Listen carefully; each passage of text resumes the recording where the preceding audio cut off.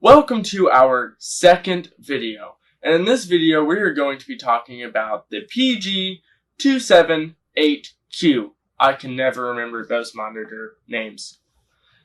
Now this monitor is from 5 years ago, that is 2015, and that seems quite outdated, but in this video we will be seeing, is it a good monitor in 2020?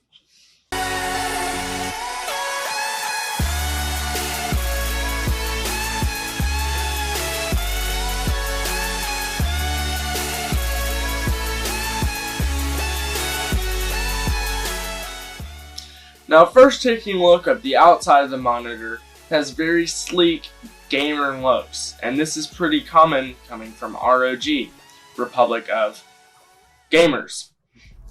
Now this monitor looks very ROG, like I just said, very ROG look, very ROG feel with the sharp corners and the flat edges. Now looking at this stand, it can go up, it can go down, and it can pivot, and that is pretty good for a monitor stand. I don't expect you need it to do much more. It can also rotate, by the way. If for some reason you like to look at your monitor in portrait, you can do that, I guess. I still understand why you would. Maybe if you have very little space on your desk, which then you should probably get a new desk if you have that little space. But you can do it nonetheless. Now, it has a very thin bezel. Now, I love thin bezels because, well, it makes them look better. Look at the iPhone X.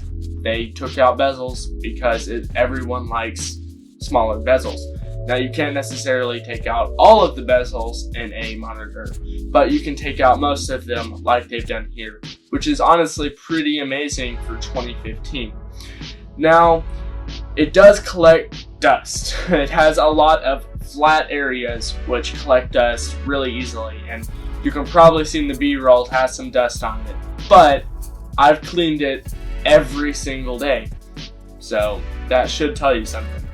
Now looking at the buttons, it comes with, well, it doesn't come with, it has 4 buttons and then a joystick of sorts. Now I like this because it is very easy to use. You can turn it off, on, and then you can use the joystick for everything else, and it makes it so much easier than having to push a button, find another button, sometimes pushing the wrong button. It's just a lot easier.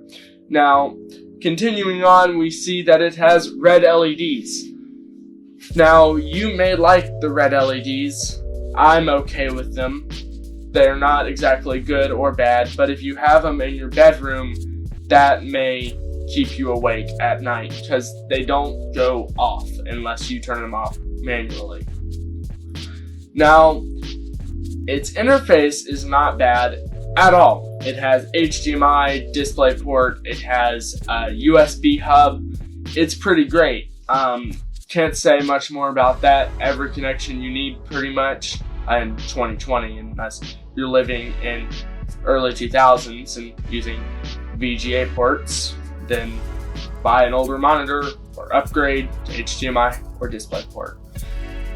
Now, looking at the most important part of this monitor, which is the display. This display is amazing in my opinion. It is 1440p, which is, again in my opinion, perfect because the quality is better than 1080p, but it's also not so hard to run as 4K.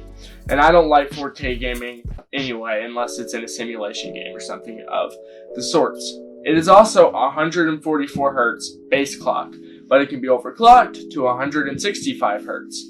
Now, I would advise overclocking it because it's pretty much guaranteed to overclock to that, and it's not really going to damage anything if you do. It is also 27 inches. Now, that is perfect for me. It may not be for you. You may need a bigger monitor, but I just use 2 or 3 monitors anyway, so it doesn't really matter to me how big it is. I like it to be big enough to where it looks good in gaming, but not so big it's taking up my entire desk. Ultra wide. Now, it also has an IPS display, which is in-plane switching, and that gives a lot better image quality. Now, Some people don't like IPS for gaming because it has a 4 millisecond response time at a minimum, which, by the way, this does have a 4 millisecond response time. But that may seem like too high for you if you really want your image to be sharp when you're moving your mouse all the way from one side to the other. To me, it doesn't matter that much because if I'm going to read text in a game, I'm going to be standing still anyway. And the motion blur is really not that bad, especially for an IPS display, which I have seen a lot worse motion blur on an IPS display. Now, talking about the color, it looks great. When I first switched to this monitor, I looked at it and I said something's wrong with this monitor because the color is off. But it wasn't this monitor's color, it was the previous monitors I had used, just couldn't match this monitor's color accuracy. It was quite amazing actually, and I promise you will love the color accuracy. Now, it is not curved because it is IPS. It has to be a VA panel to be curved. You can't really do much about that. It's a great trade-off in my opinion. Now, this monitor also has G-Sync, which is amazing. I absolutely love G-Sync, and I'm glad that G-Sync has become more open source so that people can use it on any monitor, even though most monitors can't handle the G-Sync. So, this monitor is certified to run G-Sync though, and that means pretty much that each frame will be synced between your monitor and your graphics card. You can see more about that in the description below. Now, overall, what do I think of this monitor? Now, it has a great mix between the picture and the speed. So, yes, it is not 240 Hertz. If you need that fast of a monitor, go buy one. You probably won't find one that's higher than 1080p. But this is a mix between 1440p and 165 Hertz. It is just a great balance. That's pretty much all I need personally. I don't need 300 Hertz and 300 FPS while I'm gaming. That's just not useful in my opinion, but the image is great. And that is probably the biggest selling point to me on this monitor is the image quality. Now, the one problem I have with it is how expensive it is. I paid over $500 for this monitor where I am. Now, for you, that may be even more. This monitor is not cheap at all. Now, is the IPS a good trade-off? Well, absolutely. You may want an ultra-wide curved gaming monitor. If so, you can do that, but you won't find an IPS ultra-wide curved monitor because that's simply not possible. You can't curve an IPS screen. But I don't like curved that much anyway. I don't think it gives much value to the monitor. It doesn't make it look better.